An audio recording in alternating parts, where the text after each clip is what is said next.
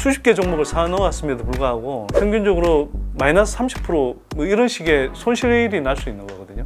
이건 제가 그냥 가상의 해가 아니라 뭐 주변 지인이나 이런 사람들 이야기를 들어보니까 그런 상태인 사람들이 많아서 그래요. 다 그 손실을 버티고 있는 거죠. 내가 이걸 정리해서 손실을 확정짓지 않는 한 이거는 손실이 아니라고 생각하는 거예요. 제가 보니까 전반적으로는 손실은 잘 버텨요. 근데 정말 못 버티는 게 뭐냐? 수익을 못 버틴다는 겁니다. 20% 30% 또는 40% 수익 나면 홀라당 팔아버려요. 근데 그런 기업들이 막 몇 배씩 더 올라가면 너무 이제 속상한 거죠, 그게.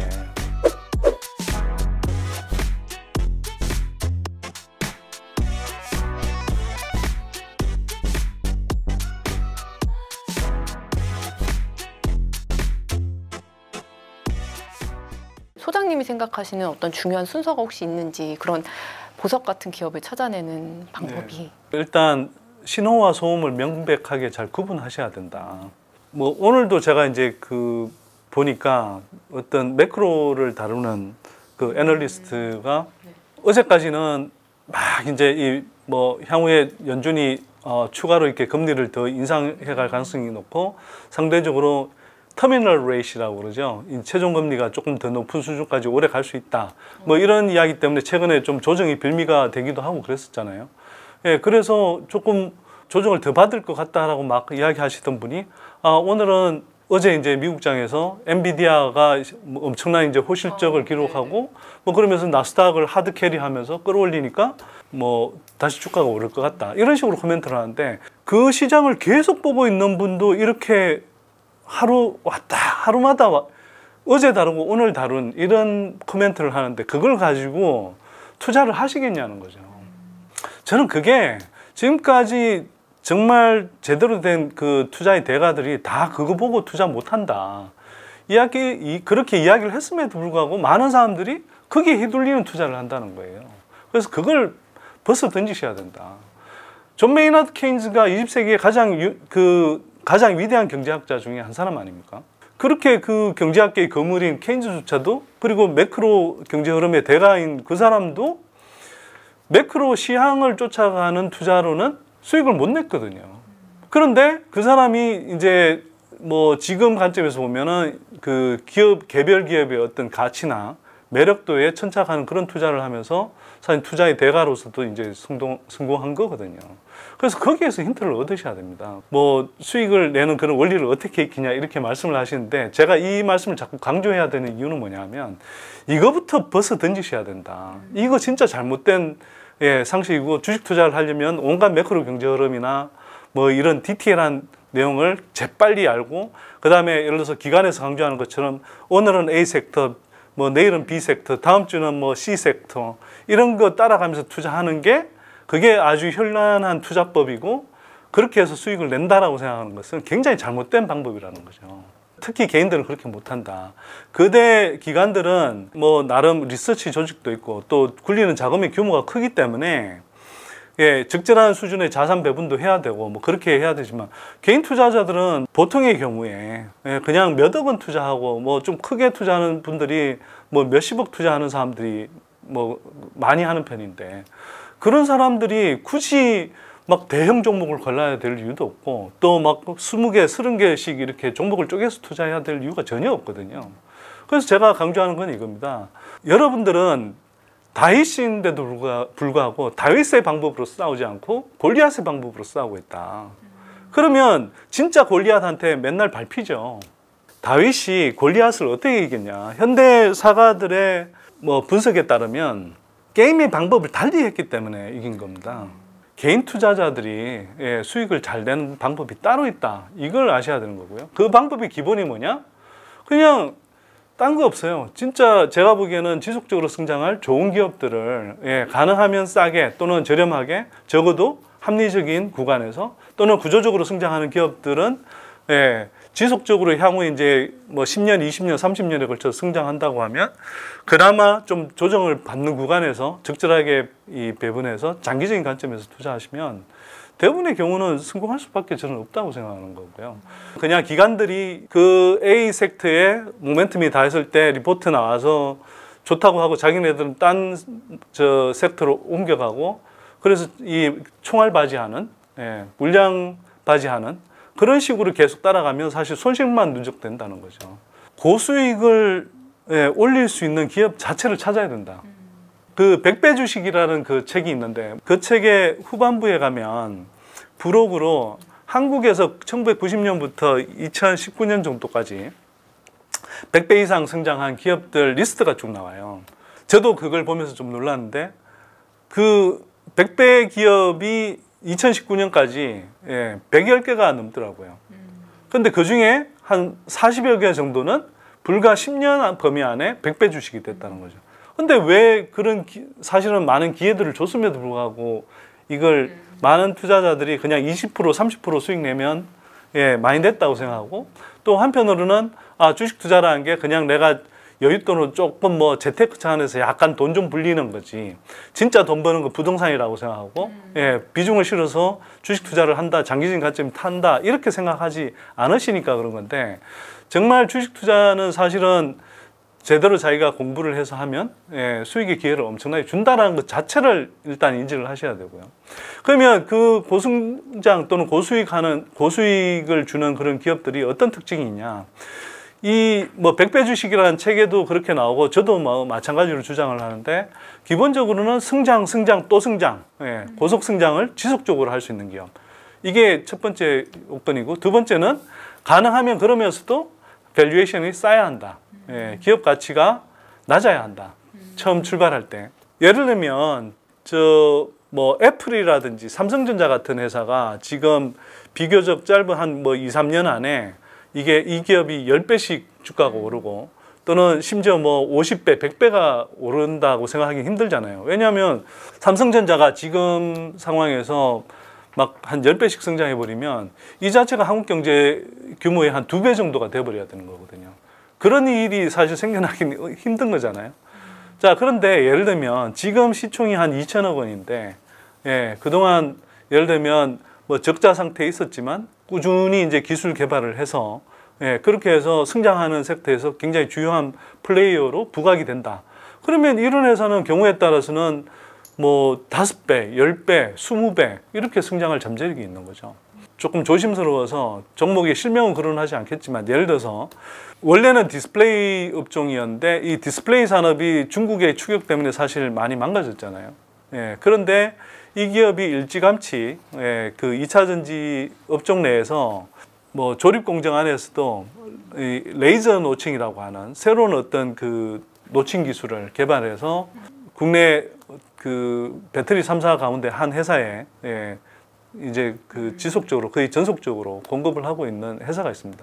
이 회사가 디스플레이 산업에 있으면서 그 디스플레이 섹터 자체가 많이 이제 침체되어 있을 때는 사실 거의 적자에 가까운 적자도 겪었고, 그런 과정에서 한 2, 3년간 되게 절치부심하면서 이렇게 이제 이 레이저 노칭 장비를 개발했는데, 이게 지금 상당히 이제 독보적인 그런 이제 장비인 거거든요. 그래서 이 회사 같은 경우는 이미 뭐 주가의 바닥권에서 지금 뭐 최소한 뭐 6배, 7배 이렇게 지금 올라 있는 거고요.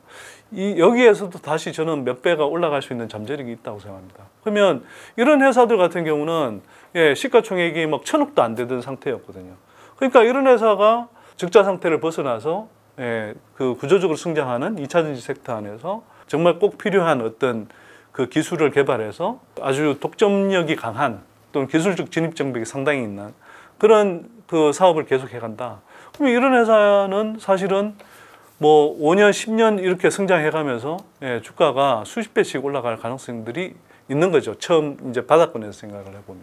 이런 기업들은 사실은 찾아보시면 그래도 꽤 나올 수 있다. 그리고 그런 것들이 흔히 2차 전지 섹터라든지 뭐 구조적으로 성장한 섹터 안에서 앞으로도 장기간의 관점에서 본다 그러면 상당 부분 계속 생겨날 수 있다. 이걸 제가 좀 말씀드리고 싶은 거고요. 만약에 지금 자산 현금 5천만 원이 있다. 그러면 어디다 어떻게 묻는 게 좋을까요? 뭐 현금 비중이랑 뭐 주식 비중을 좀 어떻게 가져가는 게 좋을 것 같다고 생각하시는지. 현금 비중을 말씀드리면 저는 그때 이제 어떤 시장의 흐름에 따라서 저는 조금 달리 판단해야 된다고 생각은 하는데요.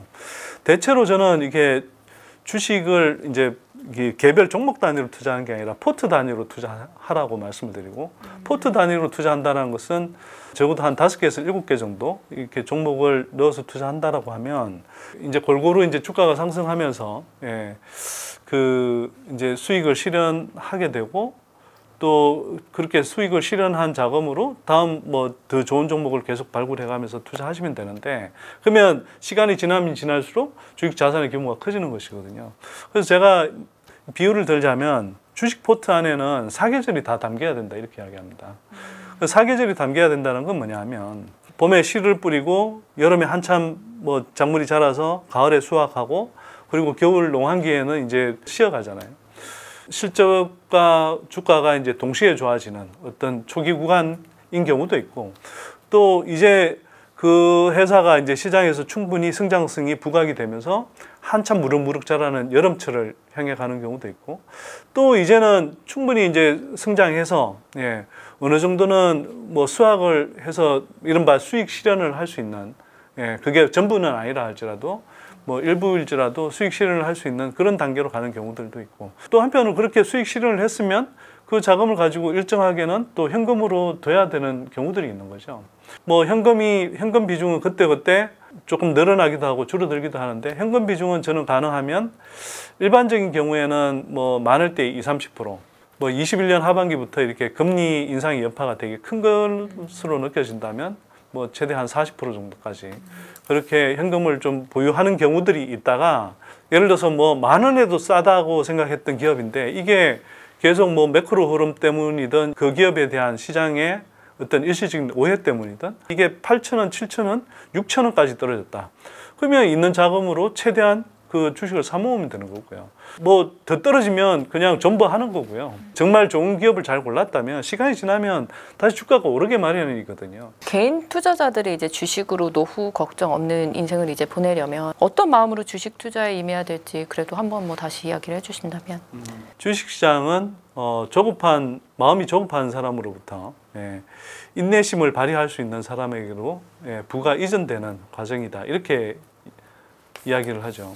어쨌거나 좋은 기업을 골라놓고도 홀라당 팔아버리는 경우, 홀라당 팔지 않기 위해서는 또 두 가지를 해야 되는데, 기업을 잘 아는 상태에서 투자해야 되고, 한편으로는 그 어떤 상한 기한이라든지 만기가 정해져 있는, 또 용처가 일정한 시점 안에 정해져 있는 그런 돈으로 투자하는 것이 아니라 자기가 충분히 여윳돈으로 투자하셔야 된다. 이 두 가지가 지켜져야 기본적으로는 중장기적인 호흡으로 투자하실 수 있다는 거고요. 뭐 선대인이라는 사람이 나와서 뭐 A라는 기업이 뭐 좋다고 한다고 해서 그거 좀 보고 자기가 그 관련한 기사 좀 검색해보고, 또는 증권사 리포트 한 번 더 보고, 그렇게 해서 나는 잘한다고 생각하는 게 절대 잘하는 게 아니다.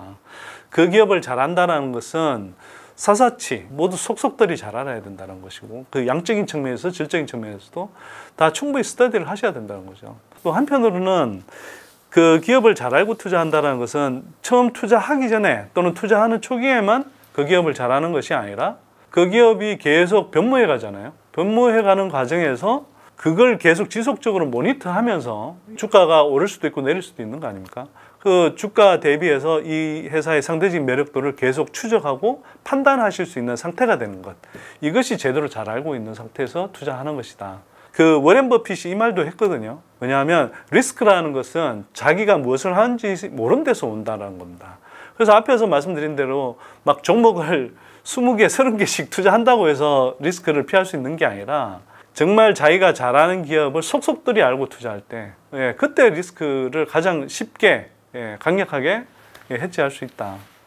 그리고 제가 하나 좀 강조하고 싶은 건, 한국에서 많은 개인 투자자들이 좀 착각하고 있는 게 있는데요. 많은 사람들이 손실을 잘 못 견딘다고 생각하는데, 제가 보기에는 손실보다 수익을 잘 못 견디는 것 같습니다. 주가가 전반적으로 붕 떠 있을 때 그때 샀으면 그게 계속 흘러내리면서 뭐 수십 개 종목을 사 놓았음에도 불구하고 이게 평균적으로 마이너스 30% 뭐 이런 식의 손실이 날 수 있는 거거든요. 이건 제가 그냥 가상의 해가 아니라 제가 실제로 뭐 그냥 뭐 주변 지인이나 이런 사람들 이야기를 들어보니까 그런 상태인 사람들이 많아서 그래요. 그런데 이 사람들이 제가 보기에는 자기가 초반에 판단을 잘못했으면 그 상태에서라도 손실을 정리하고 한편으로는 정말 자기가 제대로 투자하는 방법을 익혀서 수익 날 수 있는 기업의 중장기적인 관점에서 투자하면 되는데 그러지가 않아요. 다 그 손실을 버티고 있는 거죠. 근데 손실을 회피하는 그 경향 자체가 사실은 손실을 오랫동안 가져가도록 하게 됩니다. 왜냐? 이 손실을 회피하는 그 심리 때문에 내가 이걸 정리해서 손실을 확정짓지 않는 한 이거는 손실이 아니라고 생각하는 거예요.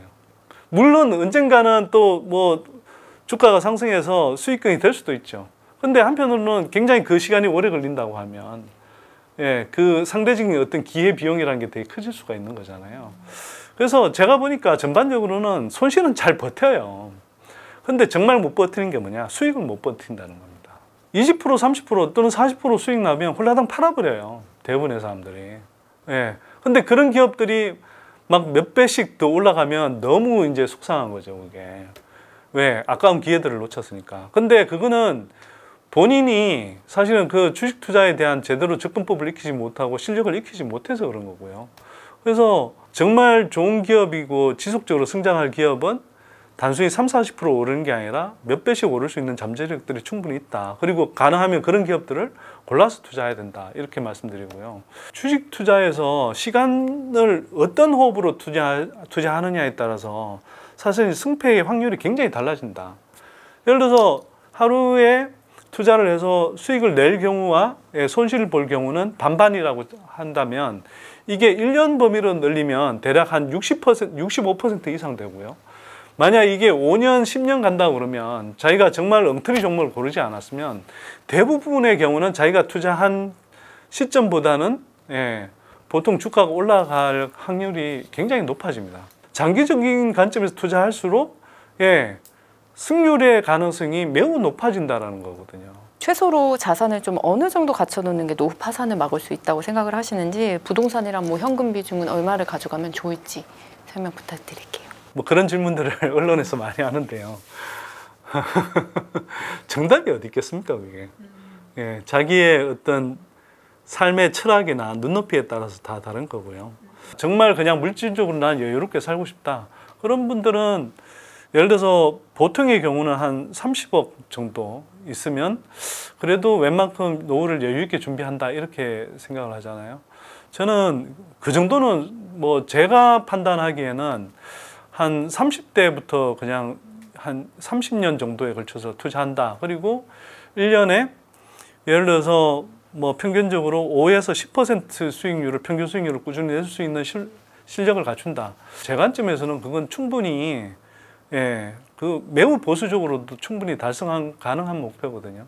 그러면 그거 한 30년에 걸쳐서 투자하시면 1억 정도로 주식 투자를 시작했으면 30억 정도는 30년 정도 투자하시면 웬만한 사람들이 다 달성하실 수 있다고 생각합니다. 이렇게 이야기하면 저 말이 되냐 이렇게 생각하실지 모르겠는데요. 이게 그래서 제가 좀 답답한 겁니다. 한편으로는. 그러니까 사실은 할 수 있는데 많은 분들이 할 수 있다는 그 사실 자체를 잘 못 믿어서 문제인 거죠.